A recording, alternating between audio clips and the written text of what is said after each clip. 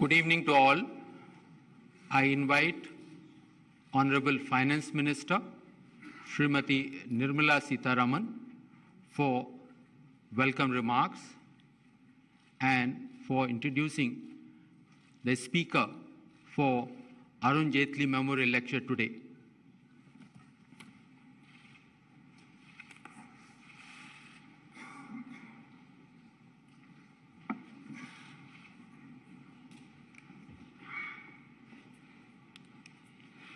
Honorable Prime Minister, Senior Minister Shanmugaratnamji, distinguished invited guests, we are gathered here for the Arun Jaitley Memorial Lecture. It was in August 2019 that Shri Arun Jaitley passed away. PM Modi and Government of India, in Arun Jaitley ji's honor, named National Institute of Financial Management after Shri Arun Jaitley. It was also decided that a lecture in his memory will be held annually. However, because of COVID, we could not commence this in 2020 or in 2021. A few words on Shri Arun Jaitley. His remarkable political career, which began with a 19-month imprisonment because he was protesting against the emergency, his successful legal practice, his great debates in our parliament, the ease with which he served as a minister in many ministries and departments, both under PM Vajpayee and under PM Modi. So much can be said about each one of these.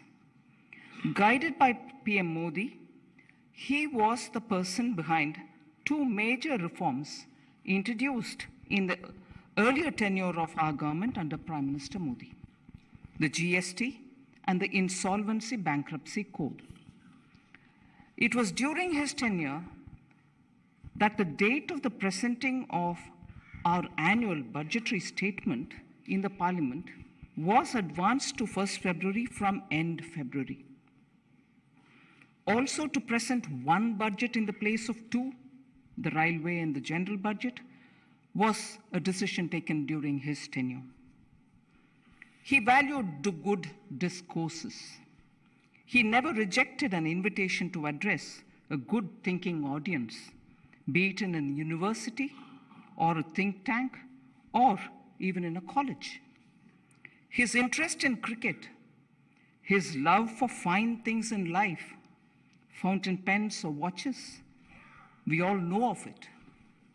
A great connoisseur of food, he could name the best restaurants in at least 25 cities across the world.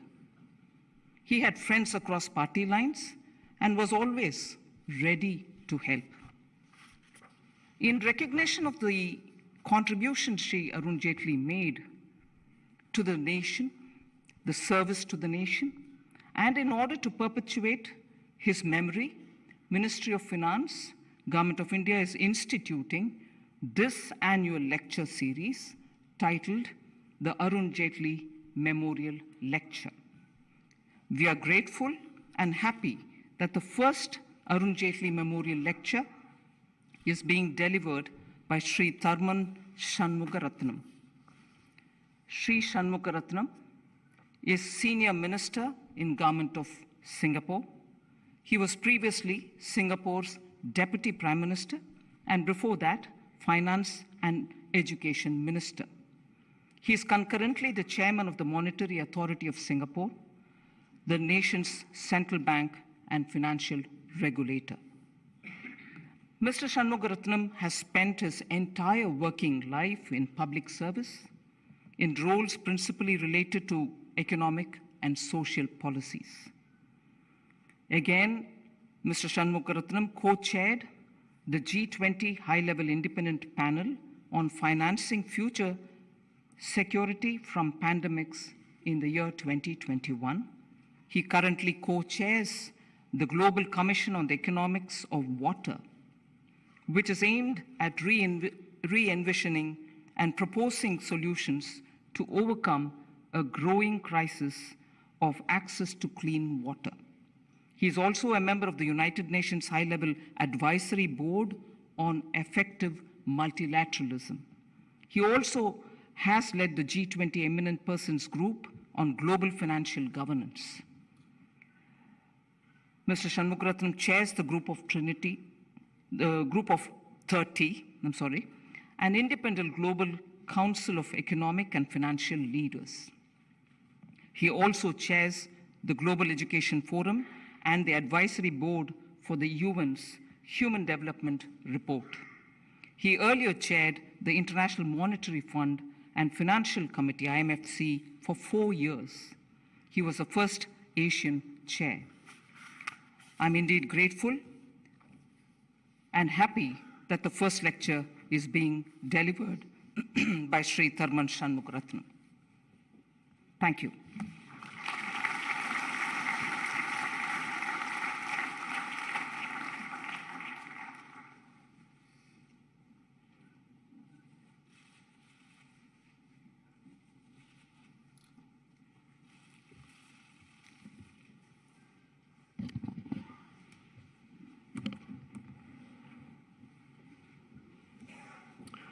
His Excellency, Prime Minister Narendra Modi, Her Excellency Finance Minister Nirmala Sitharaman, Mrs. Sangeeta Jaitley, and family members, Excellencies and distinguished guests, many of whom are friends and close associates of Mr. Arun Jaitley.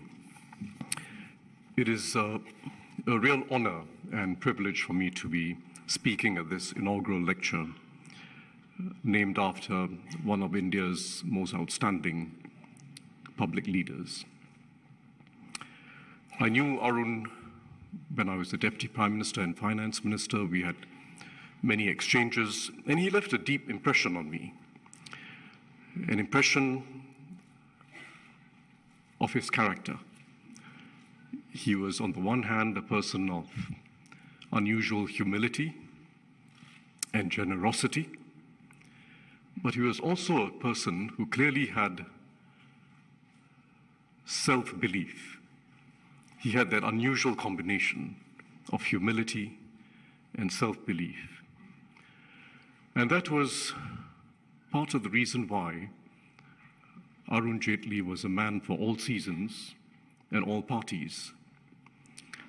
It is how he marshaled through some of the most complex reforms, the GST being the most important, of course, bringing all stakeholders together, making compromises, building bridges, finding consensus. And that legacy of Arun Jaitley will surely live on in India and for many of us around the world. And it is a legacy that will offer many lessons for how we address future challenges. We have entered an era of profound fragility globally. We, in fact, have a confluence of fragilities, a confluence of insecurities, geopolitical, existential, economic, and social at the same time. We know the geopolitical. We know that the risk of escalating geopolitical tensions and conflicts is greater than it has been at any time since the end of the Cold War. The global system of rules and norms aimed at preserving peace and territorial integrity was never perfect. It was always imperfect. But what's happening in Ukraine is a major rupture and will have ramifications that go beyond just another conflict or another war. And the ramifications could be catastrophic. Second, we have a prospect of stagflation, higher inflation and slow growth for a period of time, not just for a year or a year and a half. And in the advanced countries, there's a very real prospect of a recession in the near term. The risks of high inflation preceded Ukraine, but are of course now accentuated. And critically, although the levels of inflation and having slow growth or recession for a while doesn't constitute the most important problem in the world, critically, it will erode political capital at the time when we need political capital within nations and globally to address much larger challenges, including the challenges of climate change, a water crisis, and shrinking biodiversity. So that's the second challenge, stagflation. The third challenge, as I've just mentioned, is that the global commons are deteriorating, and they're deteriorating at an accelerating pace. The shifts in the environment, which are structural, not just episodic, not just random fires and extreme heat waves or droughts. These structural shifts in the environment have combined with the increased risk of global scale spread of infectious diseases, epidemics and pandemics. And we now have to live with that threat as part of the world that we are in. And it'll be a threat to lives and livelihoods for many years to come. In the short term, the unpalatable reality is that we will have to rely more on fossil fuels to ensure energy security and to prevent sharply higher energy prices. But it means that it's all the more important that we double down on our medium to long-term strategies of making a transition to a low-carbon energy future and making a transition to new ways of behavior and the circular economy that Prime Minister Modi has emphasized and spoken about. All the more important that we double down on these medium to long-term shifts in behavior, shifts in policies, mobilization of investments to achieve a sustainable future. And the fourth challenge, coming out of the geopolitical tensions, higher food prices, energy prices, fertilizer prices, coming out of all the larger global challenges we face, is that the developing world, a significant part of the developing world, now faces the risk of a rollback in the economic and social gains that were very painfully achieved in recent decades. Development is going to be more difficult. And the experience of the last 2 years because of COVID has set us back much further in the developing world. 1.5 years of lost learning, in some cases more. It's not just a short-term loss, it's a loss for the long term, for all the young children who are affected. And we risk a permanent scarring of the young, further disempowerment of girls, because many of the girls are not going back to school, and we risk something more than that. We risk civil wars and conflicts between neighboring states. So we have a confluence of challenges that is unprecedented in its combination, and it's not here for the short term. This is not a perfect storm. It's not a perfect storm in the traditional sense of a conjuncture of one-off events or random shocks. We have entered a perfect long storm, structural insecurities that are going to be with us for some time to come. Geopolitical, existential, economic, social. And we cannot wish these insecurities away, nor can we pretend that today's state of multilateralism is going to enable us to address these insecurities. We do need a new and stronger multilateralism, more effective in meeting both the nation's own interests and our collective interests. The overriding priority must be to avoid a polarized world. that the world is becoming more multipolar is irreversible. And that's a mark of success of the global economy. There are many more poles of success and influence. That's irreversible. But we must prevent a multipolar world from becoming a polarized world. That has to be our overriding objective. It requires a new strategic understanding amongst the major nations, an understanding that has to be shaped by what they share in common, what their common interests are, which is to provide security from climate change and pandemics, to provide peace, and to avoid global financial crises. These are challenges that every nation faces. Every nation has an interest in avoiding this, avoiding climate change, going beyond the bounds of what will be safe, avoiding pandemics, preserving peace, and avoiding major financial crises. And we have to shape strategic understanding between the major nations around those common interests and define multilateralism on that basis. The rules of the game will have to be updated to make sure that trade is fair, that there's no harmful competition.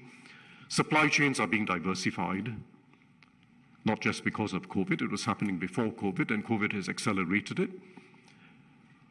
But let's not retreat from an open, integrated global order, which has been hugely beneficial to all nations, including the largest nations.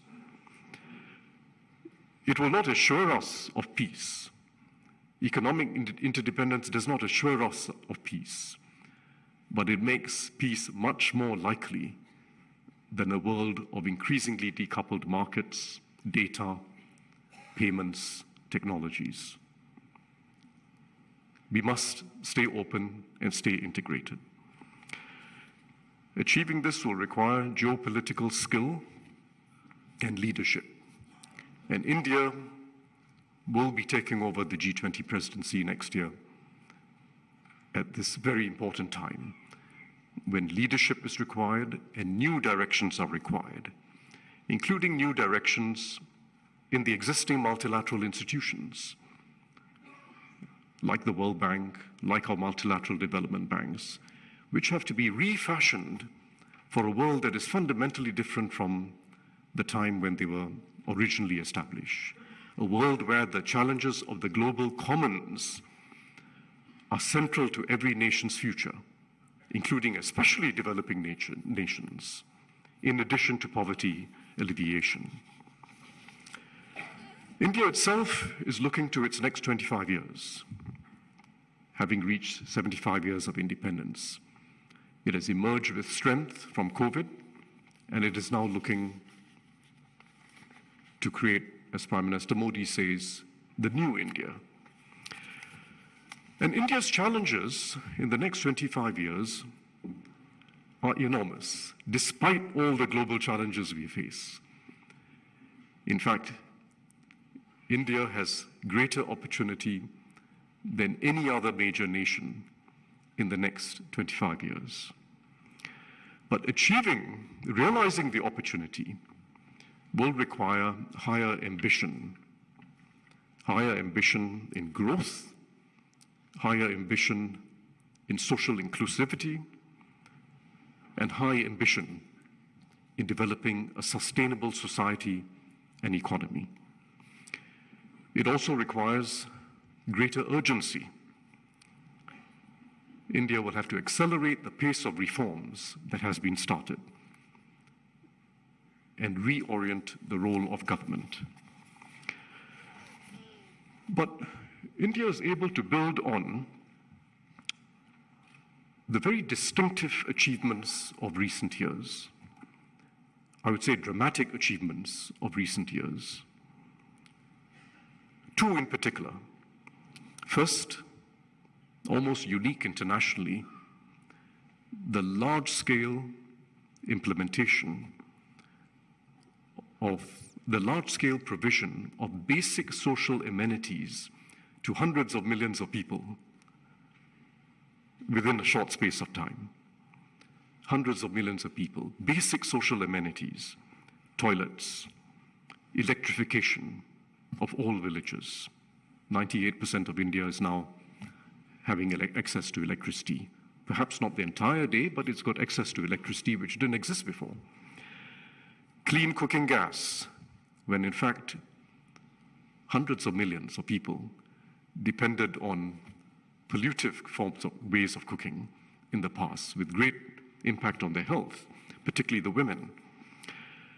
Primary healthcare centers, 150,000 primary healthcare centers being set up all around the country to provide close access wherever people live, all as part of Ayushman Bharat, public health assurance. Most recently, functioning water taps and water pipes all across the country. Work in progress, but a very important task. And all of these, if you think about them, toilets, electrification, clean cooking gas, functioning water taps, particularly empower women. It's the women who've been spending hours every day queuing up for water. They particularly empower women. And I know Prime Minister Modi started this in Gujarat some years ago, but this is an immense historical task, correcting a legacy of neglect for the poor, for ordinary people in the rural areas, and for girls and women. Immense historical task. So that's the first unusual achievement of recent years that India builds on as it looks to the future. The second, equally dramatic, is what has been achieved to provide for digital and financial inclusion, again on an immense scale. In a country with 29 different states, with different democratically elected governments, and vastly differing stages of development. Immense achievement. And I don't need to elaborate about it, but the India stack, starting with Aadhaar and UPI, Unified Payments Interface, so that everyone can make digital payments, is a remarkable achievement on a global scale. There's been no financial innovation of that scale and speed achieved in any other country. We now need the same boldness of political and social vision, the same attention to implementation, the same ability to cut through red tape, the same ability to mobilize the ground, and to have center and states work closely together to address the very important challenges of the next 25 years. First, creating vastly more jobs, including jobs for the low-skilled and semi-skilled. Second, creating a more sustainable economy and society, and demonstrating to the world how this can be achieved whilst continuing to develop. And thirdly, underpinning everything else, investing in social mobility, investing in quality in education and basic healthcare, so as to create opportunities for all. In other words, India needs not just an India stack, but a social development stack, going beyond the provision of basic social amenities, the toilets, electricity, clean cooking gas, and so on. Very important, but going beyond that to now develop opportunity for people to, on a self-determining basis, achieve better lives through education, better healthcare. And it can be achieved because the same almost missionary zeal for implementing reforms on the ground, the same ability to work with all stakeholders can be applied to this very large task of upgrading the majority of young Indian persons' futures, starting from young and skilling them through life. It needs urgency. As Prime Minister Modi said on India's 75th anniversary, this is India's Amrit Kal, its critical moment. As he put it, we have to start now. We don't have a moment to lose. And the next decade will be critical. not just the next 25 years. The next decade will be critical because there is a race against demography. There's a very large group of young people, as large as China faced at an earlier phase of history. 580 million Indians are below the age of 50, below the age of 25. That's a large number of people who need to be quickly skilled, given confidence to earn their own success in the workforce. For those of us who are from outside India, those who are economists, academics, observers, well-meaning observers, we must recognize the complexity of these challenges. And part of the complexity comes from the fact that India is now unraveling what are very deep legacies that go back to the earliest pre-independence years, and in some instances, go back to the colonial era. A legacy of economic thinking and strategies that from the earliest years of independence relied on state control of the economy and complex and frequently changing regulation. Very strong legacy, which has not disappeared from India. A legacy of preference for capital-intensive industry rather than labor-intensive industry, and inadequate attention paid to job creation. A legacy going back to the pre-independence years of letting people live with very low incomes in the rural areas for all their lives, rather than finding ways to reform and allow people to be freed up to move into more productive activity. And a legacy of neglect, again going back to the pre-independence years, neglect of basic education and healthcare for a large part of the population. Of course, a legacy of unequal treatment of girls and women as well. Each of these is now being unraveled. It takes time. It's not just one or two policies. It will take missionary zeal, but there's urgency now in moving faster. India needs this urgency. It requires much higher growth and much deeper inclusivity, and the two go together. You cannot sustain high growth for 25 years, let alone 40 years, without much deeper inclusivity, and you cannot achieve inclusivity without higher growth. As Arun Jaitley put it in 2017, he asked the question, how do you fight poverty? And as he put it, you need a high level of growth. Growth brings in resources, and the policies of the state have to be aimed at achieving a high level of growth. It's absolutely necessary to tackle poverty and achieve inclusivity. But he also asked, will growth itself address or remove poverty? No, growth itself doesn't. You also need social activism, putting the poor at the forefront of thinking, of public consciousness, of policy, putting the poor at the forefront. And again, I know that Prime Minister Modi has been talking about this very recently. I will talk briefly about growth and jobs, and then I will talk about inclusivity. And I will not cover the ground comprehensively in the interest of time, but let me first say that India is not going to be able to achieve its economic or social ambitions in the next 25 years without substantially higher growth ambition. India must grow by at least 8 to 10% over the next 25 years, 8 to 10% a year. It is the only way in which it is going to be able to both lift average incomes and per capita income, as well as create many more jobs. To do both at the same time, to lift per capita income significantly, and to create many more jobs for a large young population, you need higher growth. and 8 to 10% is the minimum that has to be achieved in the next 25 years.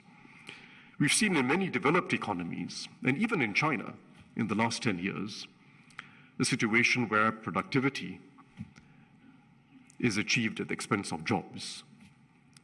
In fact, the employment rate in many developed countries has come down in the last 10 years. It has also come down in China. China has sustained high productivity growth, but the employment rate has come down. India does not have that luxury of choosing between productivity growth or job growth. You need the productivity growth because it's the only way in which incomes are going to grow, but you need a lot more job growth. And it can be achieved because that's what several East Asian economies did. In fact, for 40 years, growth of above 8% for 40 years, allowing for both productivity growth to be healthy and strong, and very significant job growth keeping pace with the growth in the working age population. It can be achieved in India. One of the reasons why it can be achieved is that there's wide disparity within India itself.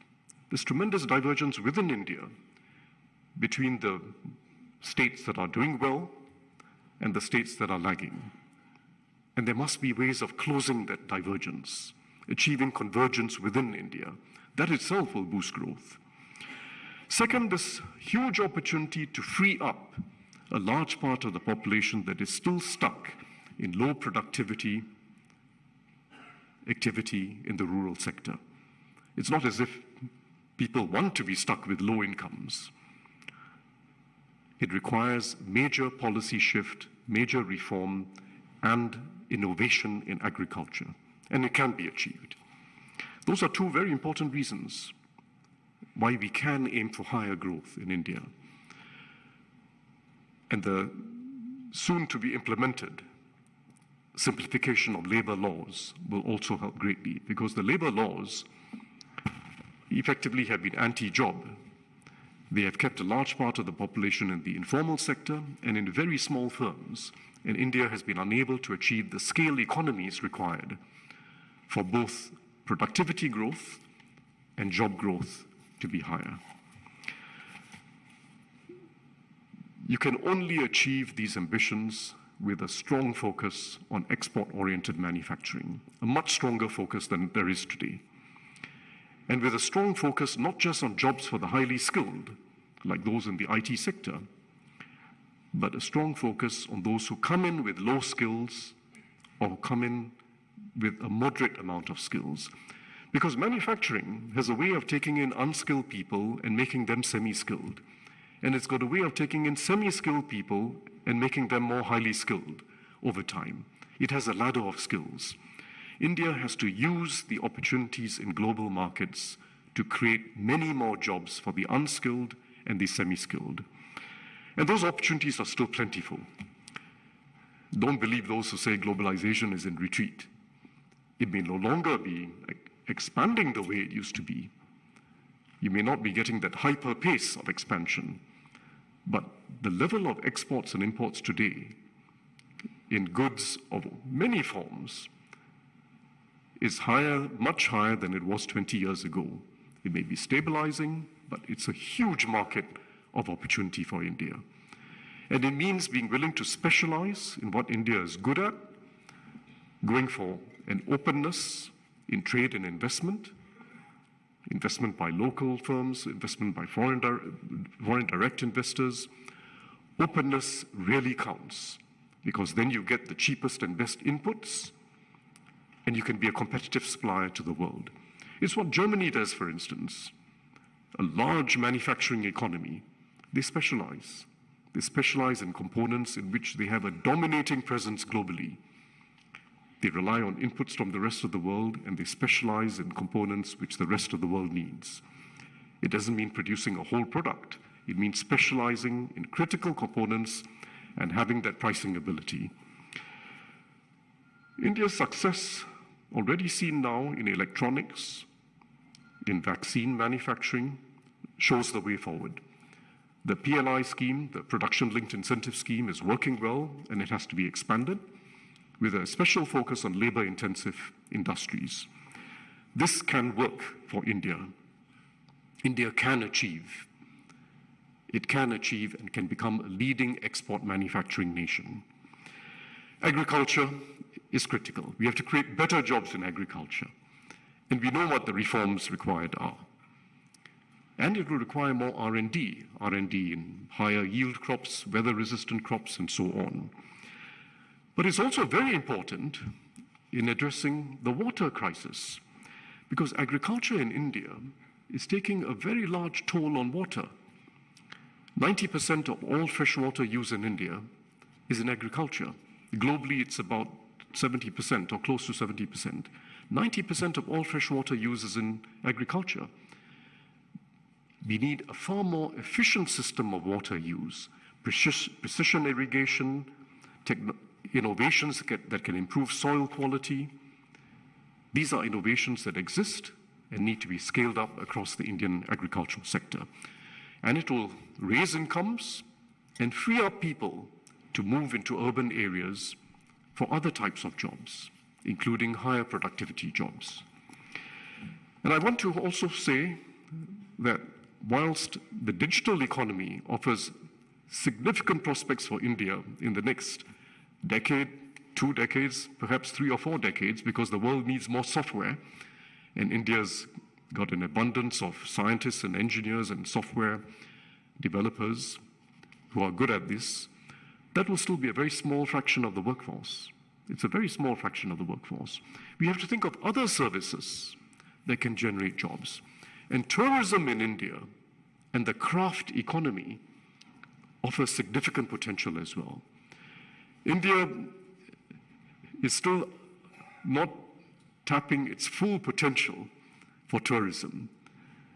It's a remarkable country to visit for people from anywhere in the world. I mean, natural attractions like Kaziranga in Assam, or Kutch in Gujarat, or Kumarakom in Kerala, diverse natural attractions, historic sites like Kushinagar in UP, Kumbakonam in Tamil Nadu, many sites, many experiences. I've just given you 5 or 6 examples, and I was only using those starting with the letter K. So you can imagine if I was to take the whole alphabet. It's a land of diversity, richness, and depth of historical heritage. Still not fully tapped. But likewise, the craft economy. There's a multitude of villages around India where you have craftspersons, men and women, weaving, doing pottery, doing craft of various forms. Some of them are farmers who spend part of their time doing this. It's a huge opportunity for developing non-farm incomes in India. That combination of tourism and developing the craft economy, unique, differentiated products all over India. And I just wanted to highlight that opportunity. Finally, let me move to inclusivity, which underpins everything else. We must address the challenge of child stunting soon. It's still a major challenge. Almost 40% of Indian children are stunted. We know the causes: malnutrition, poor diets when young. Again, there's reason for optimism because the recent programs that have been introduced are working well. Poshan Abhiyan, started in some states, has been working well. Significant improvements in maternal health. And the recently launched Nutrition Smart Village initiative, which has to be scaled up across the country, offers promise, harnessing traditional recipes to give people better diets. But it's such an important investment. There's no public investment with higher long-term return than eradicating childhood stunting. Next, education. The new economic policy has been launched. It's extremely important. And basically, if I had to summarize what has to be done, there have been improvements in school enrollment, girls and boys, but quality is a big issue. Learning outcomes are a big issue. We know the evidence. Pradham and other Pradham is a major NGO that does very careful assessment of learning outcomes at different levels. Essentially, at Standard 5, almost 50% of the kids are unable to achieve Standard 2 levels of literacy and numeracy. And once you've been set back at that level, it's not easy to catch up. So we have to improve quality in our schools as a major objective. And again, here there's reason for optimism because Niti Aayog has been doing these educational quality index studies. And they find again that some places are improving much faster than others, including in the large states. Even amongst large states, some have been moving much faster than others in recent years. And the source of improvement is improved governance of education, how teachers are selected, how school leaders are appointed. It's governance. A public school system can achieve quality. I say this coming from Singapore because we have a very highly regarded education system. It's a public school system.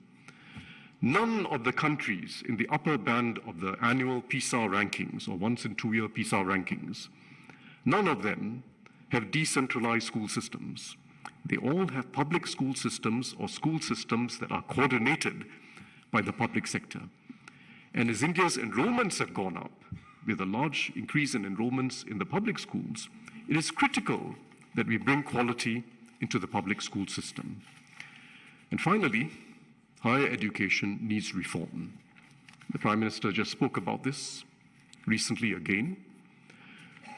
Like many other countries in the world, and like China, in fact, India's higher education system has been overly academically oriented. And it just hasn't prepared the vast majority of graduates for the working world. The large corporations take some of them in and then they put them through an additional year of training just to make them ready for work. But higher education has to have a stronger applied and skills orientation. And we need to follow that up through the years once people are in their career. Skills centers and skills-oriented universities are critical. I just came from one in Assam because at the suggestion of the Prime Minister, Singapore has been collaborating with the Assam state government to set up a skill center. These are all doable directions. We can achieve it. Reform education, improve governance, focus on skills. Let me conclude by saying something of a broader nature. I was listening recently to an outstanding musical performance by 3 of India's most accomplished classical musicians, Zakir Hussain, Kala Ramnath, Jayanti Kumaresh, tabla, violin, veena. Traditions of both the North and South. The 3 of them came together. And they've been performing across the United States to full crowds. In fact, they're going to be performing in Singapore in a few weeks' time, and I will be there together with my wife. Now, they decided to call themselves, for the purpose of these performances, Triveni. Triveni named after Triveni Sangam, the mythical confluence of rivers, Ganga, Yamuna, and Saraswati. So they call themselves Triveni. And I was just listening to them, and I realized this was an unusual confluence because it was not just about their individual genius, and they are musical geniuses, each of them. Each of them are geniuses. But it was not just the individual genius.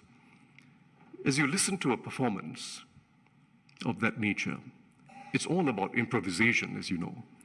Each of them listening to the other, teasing them a little bit, prompting them, taking over, co-creating and co-empowering. That's what it's about. It's a collective genius. India has no lack of individual top talents. It may be overrepresented internationally. But what it has to develop is that collective capability, co-empowerment, co-creation, and having a high degree of trust amongst each other. And that has to be the challenge co-empowerment and co-creation between the government and the private sector, together with NGOs, cooperatives, and people themselves, co-creation and co-empowerment between the center and the states and the panchayats, both at the district and the village level, and co-empowerment amongst people themselves, across caste, across class, across faiths, across white and blue collar, across gender, girls and boys, mothers and fathers. Develop this collective capability for the next 25 years. That is India's promise. And if India succeeds, as I believe it will be not just uplifting 1/5 of the world's population, it will also be showing the way for many others. Thank you very much.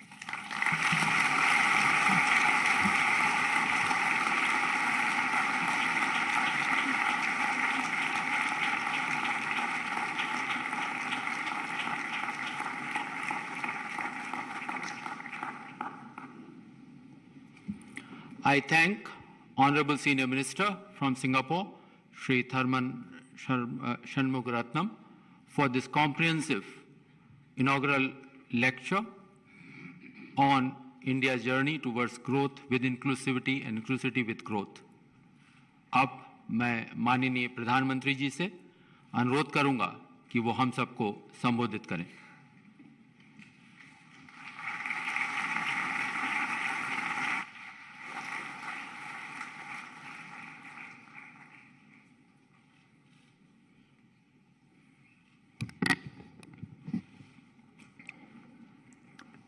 नमस्कार। आज का दिन मेरे लिए अपूरणीय क्षति और असहनीय पीड़ा का दिन है। मेरे घनिष्ठ मित्र और जापान के पूर्व प्रधानमंत्री श्री शिंजो आबे अब हमारे बीच नहीं रहे हैं। आबा जी मेरे तो साथी थे ही, वो भारत के भी उतने ही विश्वसनीय दोस्त थे। उनके कार्यकाल में भारत जापान में उनके जो राजनीतिक संबंध थे हमारे, वो को नई ऊंचाई तो मिली ही। हमने दोनों देशों की साझी विरासत से जुड़े रिश्तों को भी खूब आगे बढ़ाया। आज भारत के विकास की जो गति है, जापान के सहयोग से हमारे यहाँ जो कार्य हो रहे हैं, इनके जरिए शिंजो आबे जी भारत के जनमन में सालों तक बसे रहेंगे। मैं एक बार फिर दुखी मन से मेरे दोस्त को श्रद्धांजलि देता हूं। साथियों, आज का ये आयोजन मेरे और एक घनिष्ठ मित्र अरुण जेटली जी को समर्पित है। बीतों दिनों को याद करते हैं तो उनकी बहुत सारी बातें, उनसे जुड़े बहुत से वाक्य स्वाभाविक रूप से याद आते हैं। और यहां बहुत सारे उनके पुराने साथी मैं देख रहा हूं।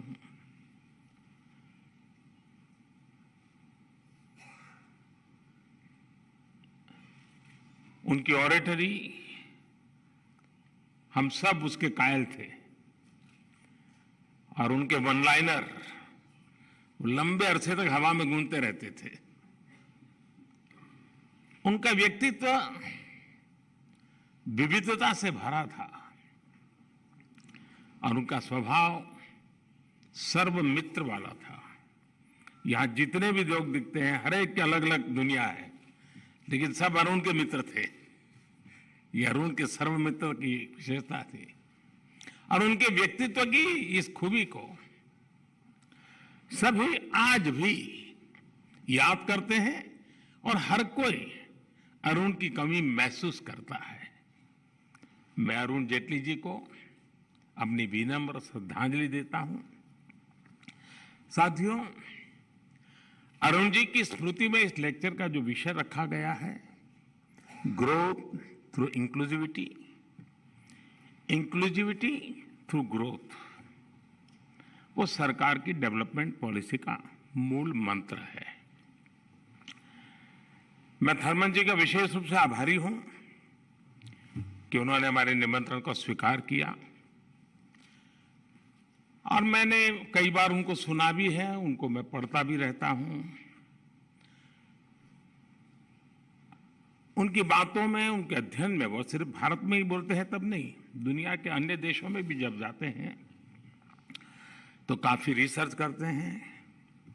लोकल टच उनकी हर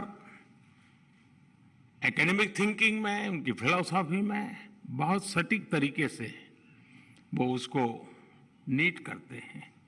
आज भी हम सब ने अनुभव किया, बहुत ही अच्छे ढंग से उन्होंने वैश्विक परिस्थिति से लेकर के हमारे देश के बच्चों तक हमें ले आए। मैं उनका बहुत आभारी हूं, उन्होंने समय निकाला। साथियों, जिस विषय पे यहां चर्चा हो रही है, जिस विषय को लेकर के आज अरुण जेटली व्याख्यान माला का हमारा प्रारंभ हुआ है, अगर मैं इसी को सरल भाषा में कहूं तो एक प्रकार से ये थीम, मेरी सीधी सादी भाषा में मैं कहूंगा, सबका साथ सबका विकास। लेकिन इसके साथ ही इस लेक्चर की थीम आज के पॉलिसी मेकर्स के सामने आ रही चुनौतियां और दुविधाओं को भी कैप्चर करती है। मैं आप सभी से एक प्रश्न पूछना चाहता हूं, क्या बिना इंक्लूजन के सही ग्रोथ संभव है? अब अपने आप को पूछिए, क्या बिना ग्रोथ के इंक्लूजन के बारे में सोचा भी जा सकता है क्या?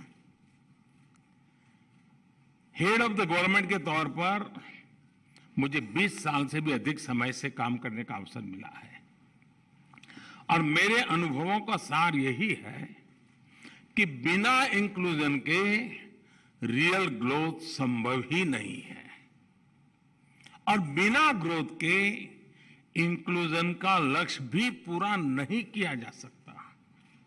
और इसलिए हमने ग्रोथ थ्रू इंक्लूसिविटी का रास्ता अपनाया, सबके समावेश का प्रयास किया। बीते 8 वर्षों में भारत ने इंक्लूजन के लिए जिस स्पीड के साथ काम किया है, जिस स्केल पर काम किया है, वैसा उदाहरण आपको पूरी दुनिया में कभी भी नहीं मिलेगा। बीते 8 साल में भारत ने 9 करोड़ से ज्यादा महिलाओं को मुफ्त गैस कनेक्शन दिया है। 9 करोड़। ये संख्या south Africa, Australia, Singapore, New Zealand, इसकी सारी आबादी को भी जोड़ दें तो उससे भी ज्यादा होती है। यानी आप स्केल देखिए, बीते 8 साल में भारत ने 10 करोड़ से ज्यादा टॉयलेट्स बनाकर गरीबों को दिए हैं। थर्मन जी ने इसका बड़ा पैशन होकर के उल्लेख किया। यह संख्या साउथ कोरिया की कुल आबादी के 2 गुने से भी ज्यादा है।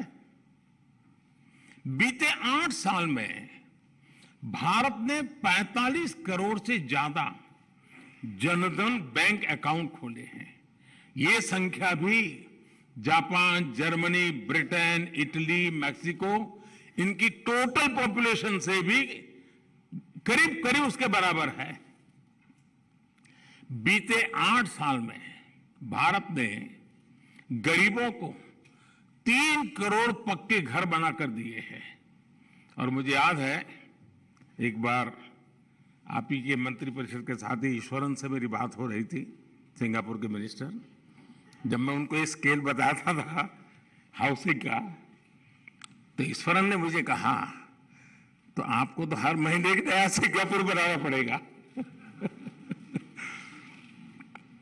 मैं आपको growth through inclusivity, inclusivity through growth का एक और उदाहरण देना चाहता हूं। भारत में कुछ साल पहले हमने आयुष्मान भारत योजना शुरू की थी, जिसका उल्लेख थर्मन जी ने किया, और आने वाले प्रमुख सेक्टर में उन्होंने हेल्थ सेक्टर की चर्चा भी की है। इस योजना की वजह से 50 करोड़ से ज्यादा गरीबों को अच्छे से अच्छे अस्पताल में और हिंदुस्तान में कहीं भी 5 लाख रुपए तक का मुफ्त इलाज मिलना सुनिश्चित हुआ है। 50 करोड़ लोगों को 5 लाख रुपए तक मुफ्त इलाज। बीते 4 साल में आयुष्मान भारत की वजह से देश के 3.5 करोड़ से ज्यादा लोगों ने अपना मुफ्त इलाज कराया है। हमने इस योजना में इंक्लूजन पर फोकस किया। गरीब से गरीब जो है, आखिर की पंक्ति में बैठा हुआ है, उसको भी आरोग्य के संबंध में आवश्यक अच्छी सुविधा मिले। और समय के साथ हमने देखा है, वो पहलू तो इंक्लूजन का है, लेकिन समय ने ये बताया है कि इससे ग्रोथ का रास्ता भी बनता चला गया। जो पहले एक्सक्लूडेड थे वो विकास की मुख्य धारा से जुड़े, तो डिमांड भी बढ़ी और ग्रोथ के लिए अपॉर्चुनिटी का भी विस्तार हुआ। जब भारत की 1/3 आबादी जो पहले बेहतर हेल्थ केयर की सुविधाओं से दूर थी, उसे इलाज की सुविधा मिली, तो इसका सीधा प्रभाव यह हुआ कि हेल्थ केयर कैपेसिटी को उसी हिसाब से खुद को मजबूत करना पड़ा। मैं आपको बताता हूं कि आयुष्मान भारत योजना ने कैसे पूरे हेल्थ केयर सेक्टर को ट्रांसफॉर्म कर दिया है। 2014 से पहले हमारे देश का औसत था, एवरेज 10 साल में करीब 50 मेडिकल कॉलेज बना करते थे। 10 साल में 50 मेडिकल कॉलेज, इतने बड़े देश में। जबकि भारत में पिछले 7-8 साल में पहले के मुकाबले 4 गुना से ज्यादा, यानी करीब करीब 209 नए मेडिकल कॉलेज बनाए गए हैं। अब आप कल्पना कर सकते हैं कि कहां 50 और कहां 209, और आने वाले अभी 10 साल का जब हिसाब लगाऊंगा तो ये मामला और आगे बढ़ने वाला है, वो 400 तक पहुंचने वाला है। बीते 7-8 साल में भारत में अंडर ग्रेजुएट मेडिकल सीट्स में 75% की बढ़ोतरी हुई है। भारत में अब एनुअल टोटल मेडिकल सीट्स की संख्या बढ़कर लगभग 2 गुना हो चुकी है। यानी अब देश को कहीं ज्यादा डॉक्टर मिल रहे हैं, देश में तेजी से आधुनिक मेडिकल इंफ्रास्ट्रक्चर निर्माण हो रहा है। इंक्लूसिवनेस के लिए लाई गई एक योजना का जमीन पर ग्रोथ की दृष्टि से भी इतना बड़ा प्रभाव हम बिल्कुल देख सकते हैं, हम उसको आंक सकते हैं। और मैं तो आपको ऐसी दर्जनों योजना गिना सकता हूं। भारत के डिजिटल इंडिया अभियान ने, जिसका उल्लेख भी थर्मन जी ने किया, लगभग 5 लाख कॉमन सर्विस सेंटर्स ने गांव में रहने वाले गरीब तक भी इंटरनेट की ताकत को पहुंचाया है। भारत के भीम यूपीआई ने करोड़ों गरीबों को डिजिटल पेमेंट की सुविधा से जोड़ा है। भारत की स्वनिधि योजना ने रेहड़ी पटरी वाले साथियों को बैंकिंग व्यवस्था से जुड़ने का अवसर दिया है। जो हमारे यहां नगर पालिका में, महानगर पालिका में जो रेहड़ी पटरी वाले होते हैं, जिनके साथ हमारा रोज का नाता होता है, बैंक मैनेजर होगा, उसके घर में रोज रेडी पटरी वाला माल देता होगा, लेकिन उसको बैंक में जगह नहीं होगी। यह हाल था। आज हमने इसको जोड़ दिया है। उसी प्रकार से भारत ने एक बहुत बड़ा काम किया है। दुनिया उस पर काफी कुछ इन दिनों जो अर्थशास्त्री लोग हैं वो लिख भी रहे हैं, बड़ी बड़ी एजेंसियां उसका रेटिंग भी कर रहे हैं। भारत का एक इनिशिएटिव है एस्पिरेशनल डिस्ट्रिक्ट प्रोग्राम। देश के 100 से ज्यादा जिलों में रहने वाले करोड़ों साथियों को अपलिफ्ट कर रहा है। और ये एस्पिरेशनल डिस्ट्रिक्ट की कल्पना ये है कि हिंदुस्तान के और जिलों की तुलना में जो पीछे रह गए हैं उनकी आकांक्षाओं को हम एड्रेस करें, उनको उस राज्य की टॉप पोजीशन की बराबरी तक ले आए और फिर धीरे धीरे उसको नेशनल टॉप की बराबरी तक ले आए। साथियों, इसका इतना बड़ा पॉजिटिव इंपैक्ट हुआ है और एक प्रकार से इन 100 डिस्ट्रिक्ट का इंक्लूजन हो रहा है डेवलपमेंट की दुनिया में। भारत की राष्ट्रीय शिक्षा नीति और एक बहुत बड़ा पैराडाइम शिफ्ट है और शिक्षा पर भी थर्मन जी ने काफी बल दिया अपनी बातचीत में। भारत की राष्ट्रीय शिक्षा नीति मातृभाषा में, मदर टंग में पढ़ाई पर जोर दे रही है। जो अंग्रेजी नहीं जानता, जो एक्सक्लूडेड है, उसे अब मातृभाषा में पढ़कर आगे बढ़ने का मौका मिलेगा। भारत की उड़ान योजना, इसने देश के, हमने कई हवाई पट्टियों को जीवंत कर दिया, नए एयरपोर्ट बनाए, दूर दूर टियर 2, टियर 3 सिटी में भी हम चले गए और उड़ान योजना लाए। एक फिक्स अमाउंट में हवाई जहाज में सफर की एक रचना की। भारत की उड़ान योजना ने देश के अलग अलग कोनों को हवाई मार्ग से जोड़ा है। गरीब को भी हवाई जहाज में उड़ने का हौसला दिया है और मैं कहता था हवाई चप्पल पहनने वाला भी अब हवाई जहाज में बैठेगा। यानी इंक्लूजन भी हो रहा है, ग्रोथ भी हो रहा है। उसी का परिणाम है आज भारत के में एविएशन सेक्टर का ग्रोथ इतना हो रहा है, 1000 से ज्यादा नए एयरक्राफ्ट के ऑर्डर बुक हुए हैं भारत के लिए। इस देश में 1000 से ज्यादा नए एयरक्राफ्ट खरीदा, क्योंकि पैसेंजर वाला इंक्लूजन का जो हमारा अप्रोच रहा, उसी का परिणाम है। अभी थर्मन जी ने जिसकी बात की, जो मैं गुजरात में जिसको मैंने बहुत मुखरता से काम किया था, जल जीवन मिशन, देश के हर घर को पाइप वाटर सप्लाई से जोड़ रहा है, नल से जल। और उस सिर्फ वो पानी मिलता है नहीं, वो उसका समय बचाता है, कठिनाइयां बचाता है, हेल्दी कंडीशन के लिए वाटर की बहुत बड़ी भूमिका रहती है। उन सारे दृष्टि से ये मिशन बहुत बड़ा सामाजिक जीवन, और जिन्होंने बच्चों के न्यूट्रिशन का विषय किया उसका संबंध पानी से भी है। शुद्ध पानी, पीने का शुद्ध पानी, ये भी न्यूट्रिशन के लिए, बच्चों के लिए बहुत महत्वपूर्ण विषय है। और हमारा नल से जल अभियान उस इश्यू को भी एड्रेस करने वाला का एक बड़ा महाअभियान का हिस्सा है। सिर्फ 3 साल में ही इस मिशन ने 6 करोड़ से ज्यादा घरों को पानी के कनेक्शन से जोड़ा है।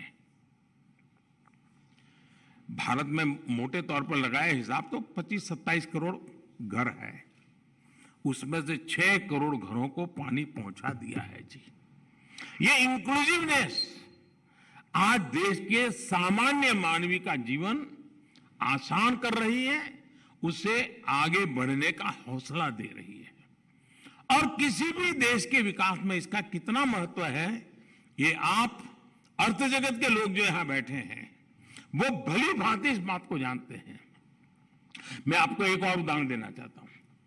आप भी जानते हैं, और ये तो मैंने देखा है कि यूएन में भी इसकी चर्चा होती है, एसडीजी में भी उसकी डेवलपमेंट गोल के अंदर इन मुद्दों पर चर्चा होती है। और वो कह रहा है दुनिया में दशकों से अनेक देशों में प्रॉपर्टी राइट्स ये बहुत बड़ा इश्यू बना हुआ है। और जब प्रॉपर्टी राइट्स की बात करते हैं तब समाज के जो आखिरी लोग होते हैं वो सबसे ज्यादा वनरेबल होते हैं, उनके पास कोई दस्तावेज नहीं होता है, सबसे ज्यादा मुसीबतें उनको झेलनी पड़ती है। लेकिन आपको जानकर के खुशी होगी कि भारत ने इस दिशा में जिस तेजी से काम किया है वो अभूतपूर्व है। और मैं मानता हूं दुनिया के एकेडमिशियन, दुनिया के इकोनॉमिस्ट इस विषय को अध्ययन करेंगे और दुनिया के सामने इस विषय को प्रस्तुत करेंगे कि स्वामित्व योजना के माध्यम से देश के ग्रामीण क्षेत्र में घरों और इमारतों की मैपिंग का काम बड़े पैमाने पर चल रहा है। अभी तक भारत के 1.5 लाख गांवों में ये काम हम ड्रोन की मदद से करते हैं। ड्रोन से सर्वे होता है और टेक्नोलॉजी का भरपूर उपयोग होता है और पूरा गांव वहां मौजूद रहता है जब ये सारी प्रोसेस होती है तब। और 1.5 लाख से अधिक कामों में ड्रोन से ये सर्वे पूरा किया जा चुका है और 37,000 स्क्वायर किलोमीटर, आप कल्पना करिए, ड्रोन के माध्यम से 37,000 स्क्वायर किलोमीटर जमीन की मैपिंग का काम हो चुका है, मतलब उन घरों से जुड़ी हुई जमीन वाला। और 80 लाख से ज्यादा लोगों के लिए प्रॉपर्टी कार्ड बनाए जा चुके हैं और ये भी जो मालिक है उसकी सहमति से होता है, उसके साथ विचार विमर्श होता है, उसके अड़ोस पड़ोस के लोगों के साथ विचार विमर्श होता है। एक लंबी प्रक्रिया है और इसका मतलब यह हुआ कि इससे गांव के लोगों को बैंक लोन मिलना आसान हुआ है, उनकी जमीन अब कानूनी विवादों से भी बच रही है। साथियों, आज का भारत रिफॉर्म्स बाय कंपल्सन के बजाय रिफॉर्म्स बाय कन्विक्शन से आने वाले 25 साल का रोड मैप तैयार कर रहा है।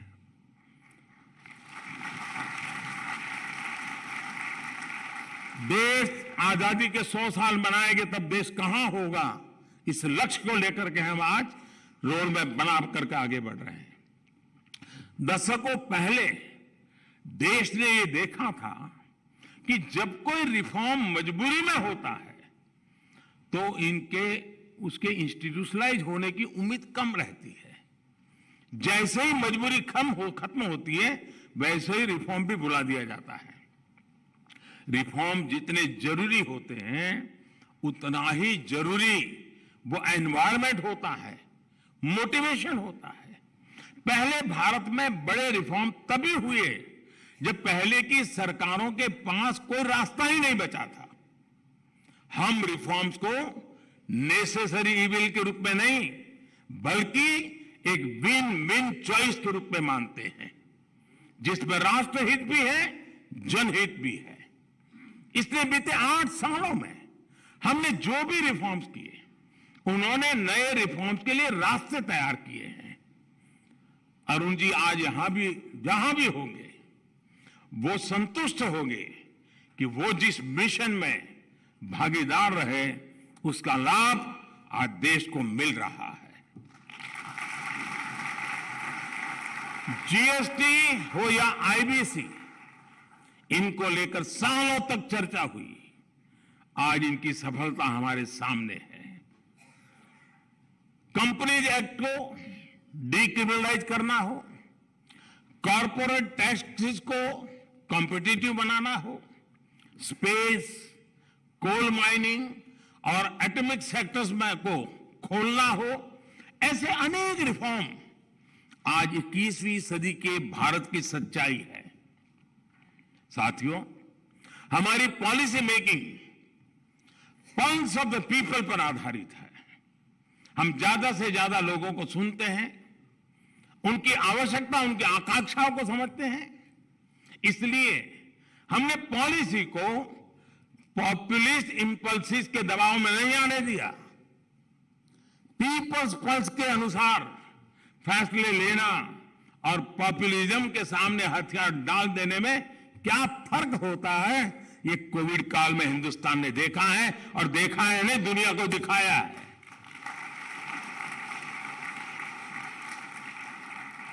बड़े बड़े अर्थशास्त्री क्या कह रहे थे पैंडेमिक के समय?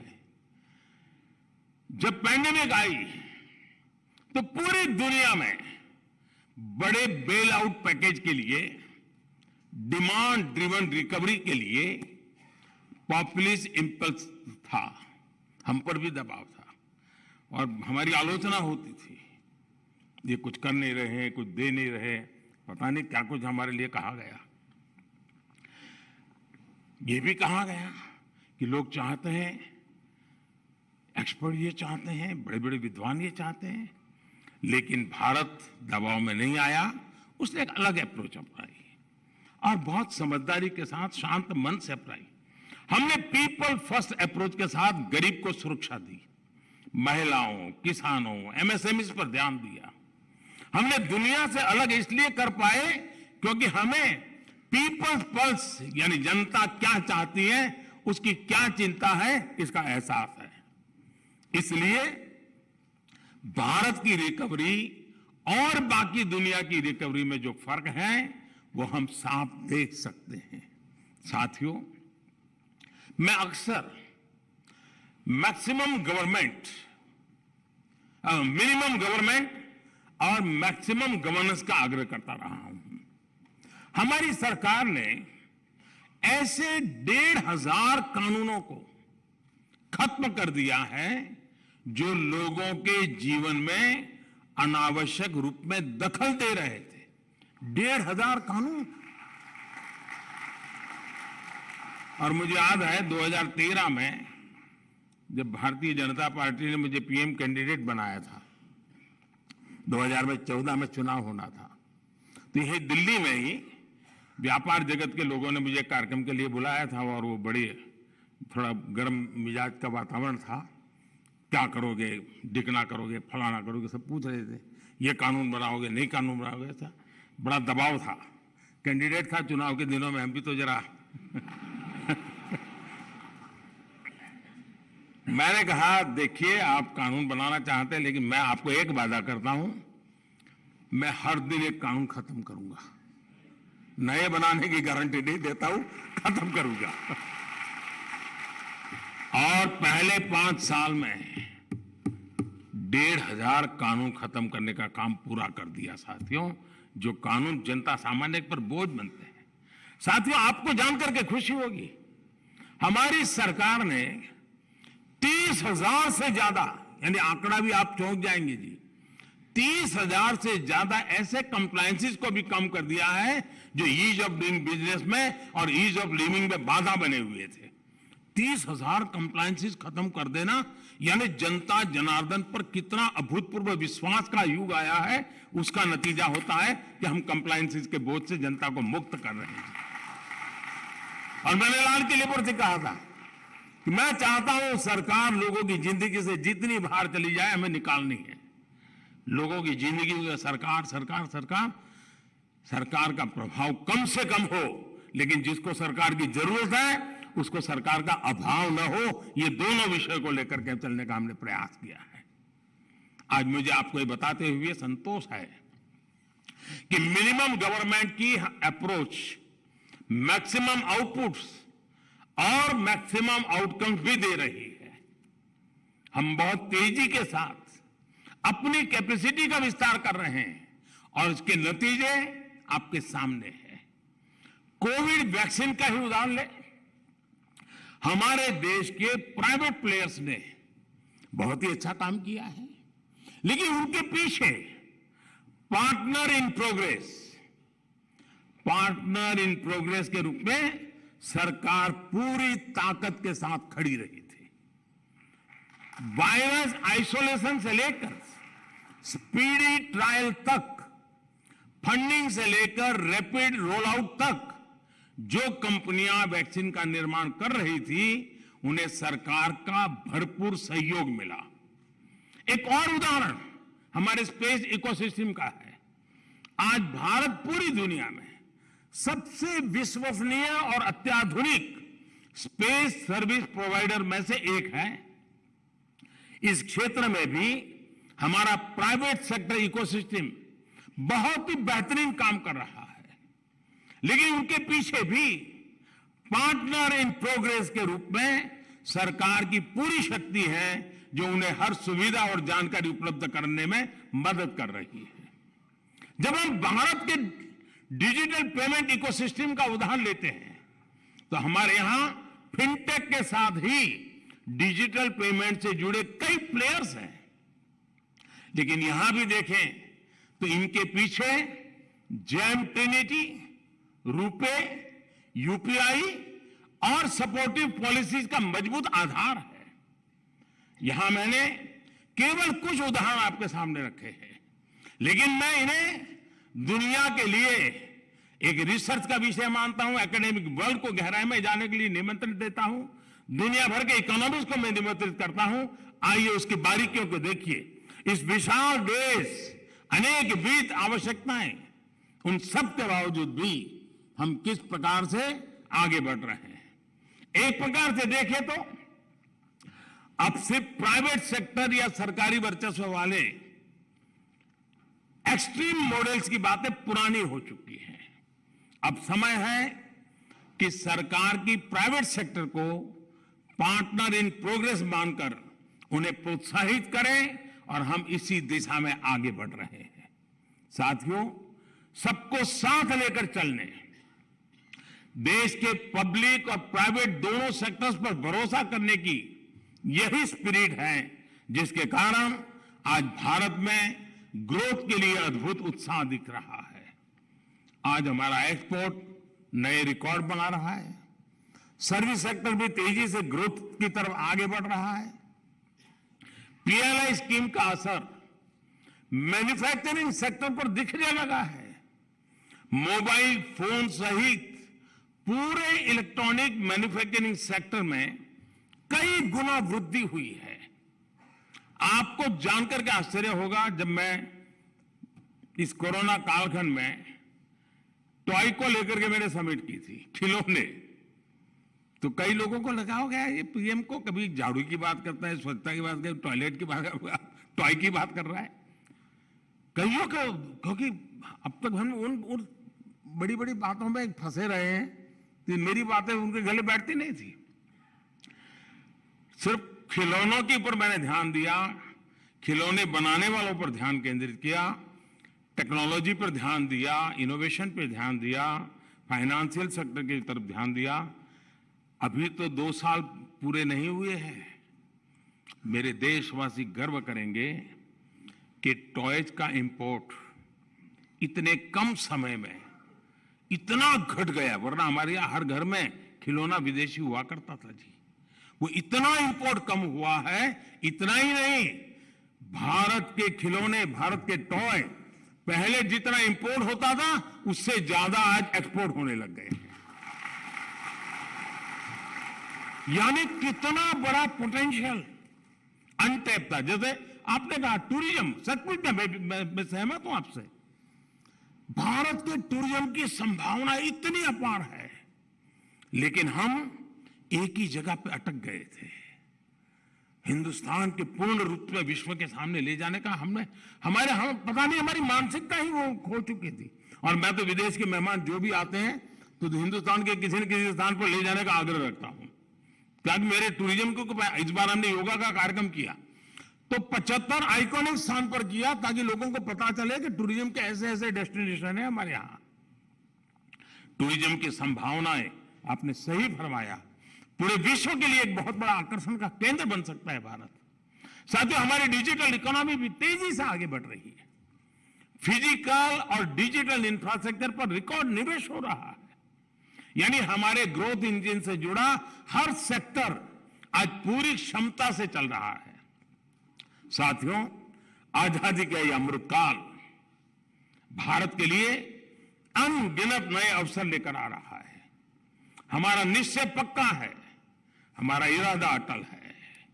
मुझे विश्वास है हम अपने संकल्पों को सिद्ध करेंगे। 21वीं सदी में उस ऊंचाई को प्राप्त करेंगे जिसका भारत हकदार है। और जैसा थर्मन जी कुछ चैलेंजेस के लिए बता रहे थे, मैं मानता हूं चुनौतियां हैं, लेकिन अगर चुनौतियां हैं तो 130 करोड़ सॉल्यूशन भी है। ये मेरा विश्वास, और उन विश्वास को लेकर के चुनौतियों को ही चुनौती देकर के आगे बढ़ने का संकल्प लेकर के चल रहे हैं। और इसलिए हमें इंक्लूजन का रास्ता लिया है और उसी रास्ते से ग्रोथ को भी पाने का इरादा रखा है। एक बार फिर अरुण जी को याद करते हुए मैं अपनी वाणी को विराम देता हूं। थर्मन जी का विशेष रूप से धन्यवाद करता हूं। आप सबका भी हृदय से बहुत बहुत आभार व्यक्त करता हूं। धन्यवाद।